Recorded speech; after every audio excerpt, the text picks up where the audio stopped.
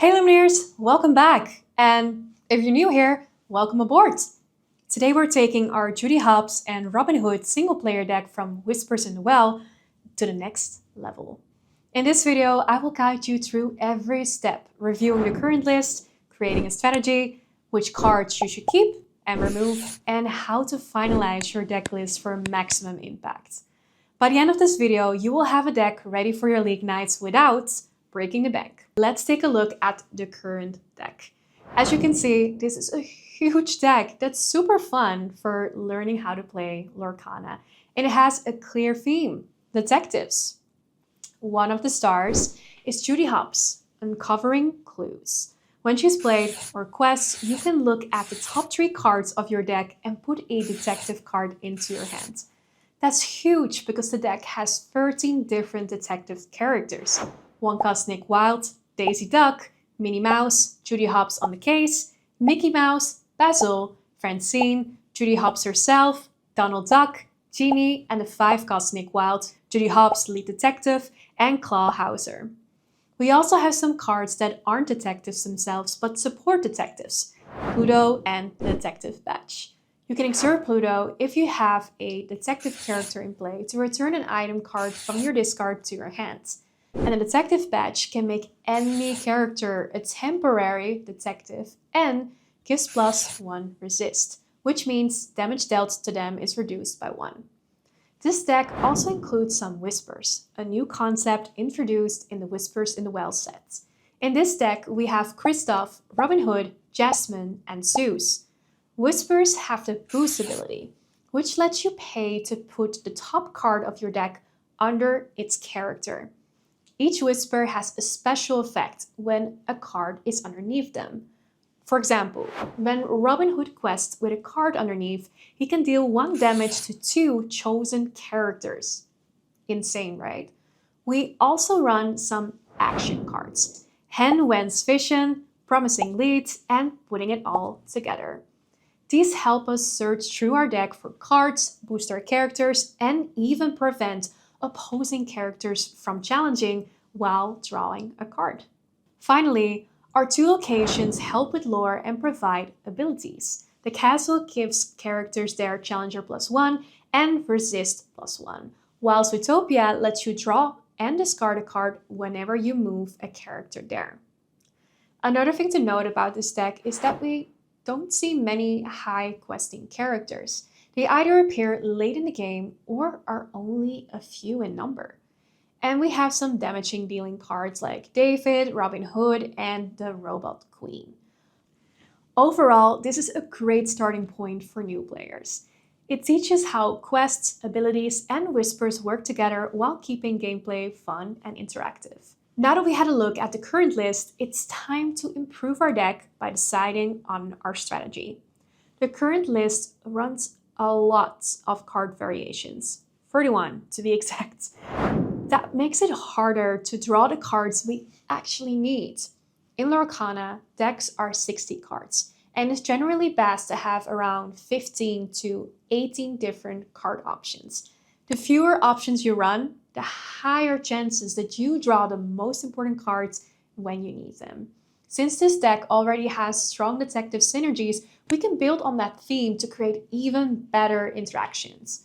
By focusing on detectives, we can make sure that each card we play supports others, improving card draw, quests, and overall consistency. Looking at the deck's curve and lore, we don't play a lot of high questing characters early, which means the deck isn't built to rush. If this was an aggro deck, we would need more aggressive, low-cost cards with 2 lore to outquest our opponent right from the start. On the other hand, we're not really stopping our opponent's plan or getting card draw to outlast them like a control deck would.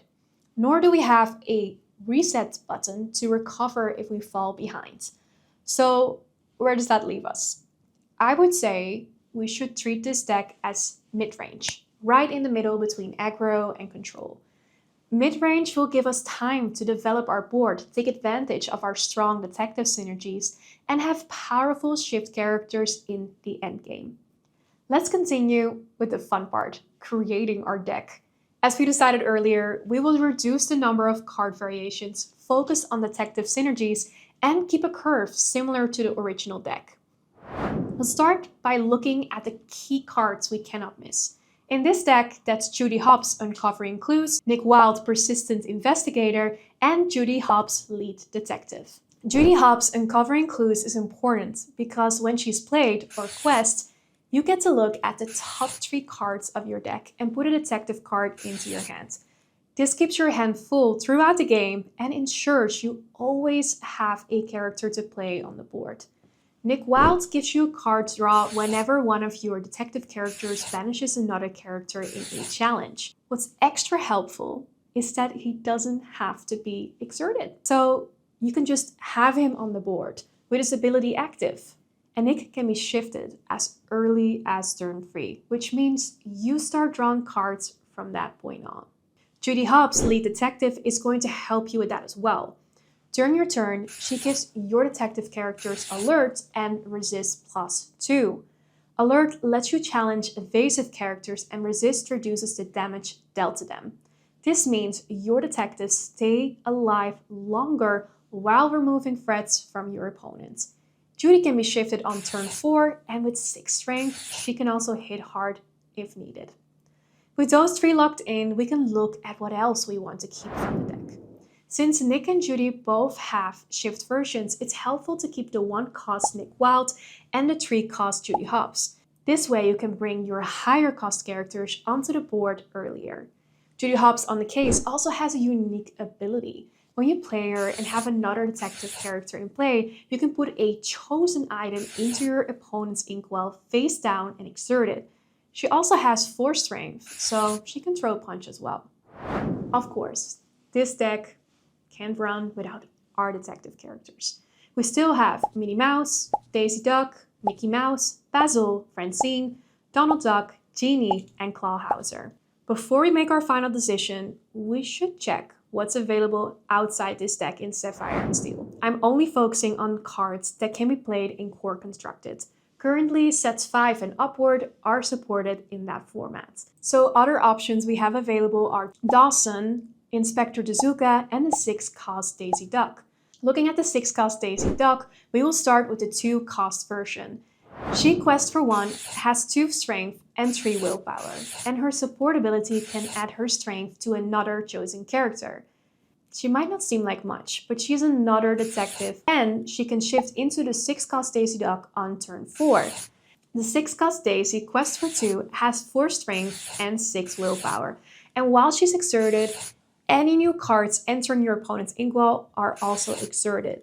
This is great because it slows down your opponent while providing a strong detective with a support ability. Currently, Nick Wilde is our only 1-drop, which is enough to guarantee a play on turn 1. Basil is a good option here because he offers support and can make your other characters stronger. However, Dawson is a great option, but since he's an inkable, I'm going to skip him, hoping we find better uninkable options. An inkable means we cannot use that card to build our inkwell. They can only be played or discarded through card abilities. For the 2-drop slot, we want to keep Minnie Mouse. When she enters play, she gives a character Alert, which is especially helpful against evasive opponents in the current meta. For our 3 drops, we already have Judy Hopps, and I would also keep Mickey Mouse and Basil. Mickey is great for building your inkwell because when he enters play, you can put the top card of your deck into the inkwell face down and exert it. Basil gains Resist +1 whenever you play another detective, which is very useful if you need to remove opposing characters. For example, if you play 3 detective 1-drops, he gains +3 resist.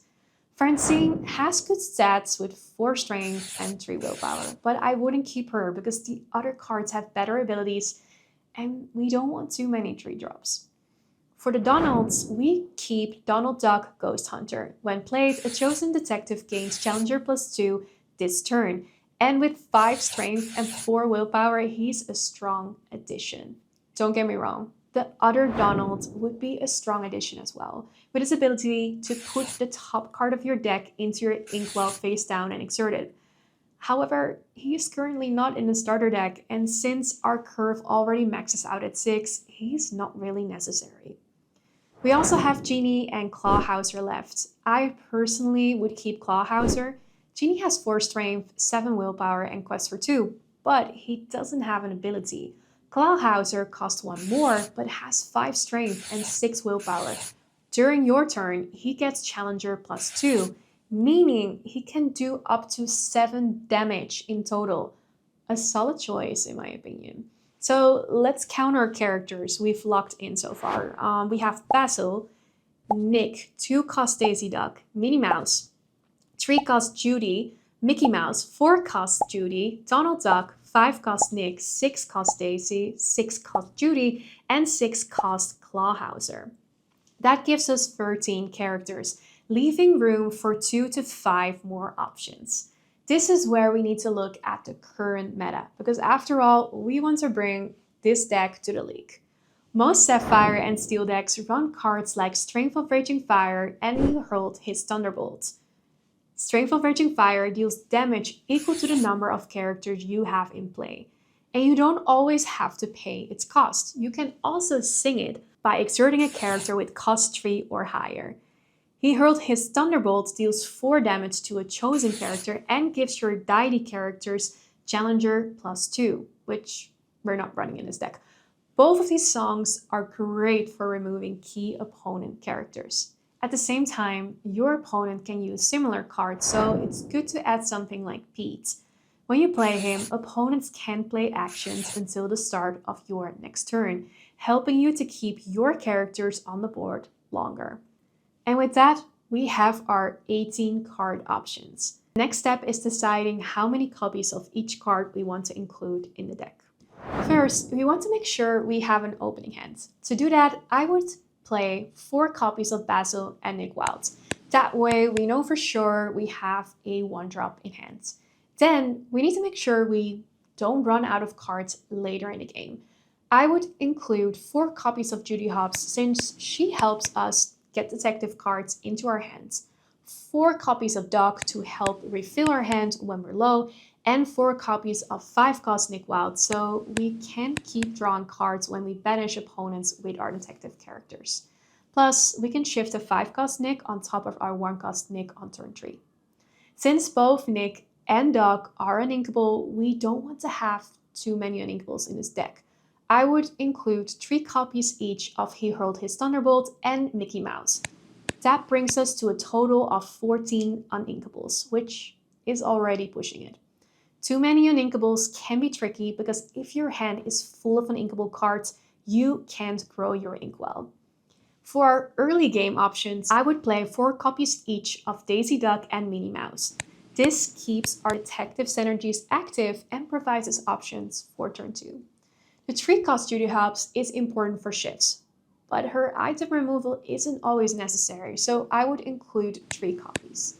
For Basil and Donald Duck, I would play 4 copies each as well. Basil can become a strong removal option when buffed, and Donald Duck can make our detective character stronger.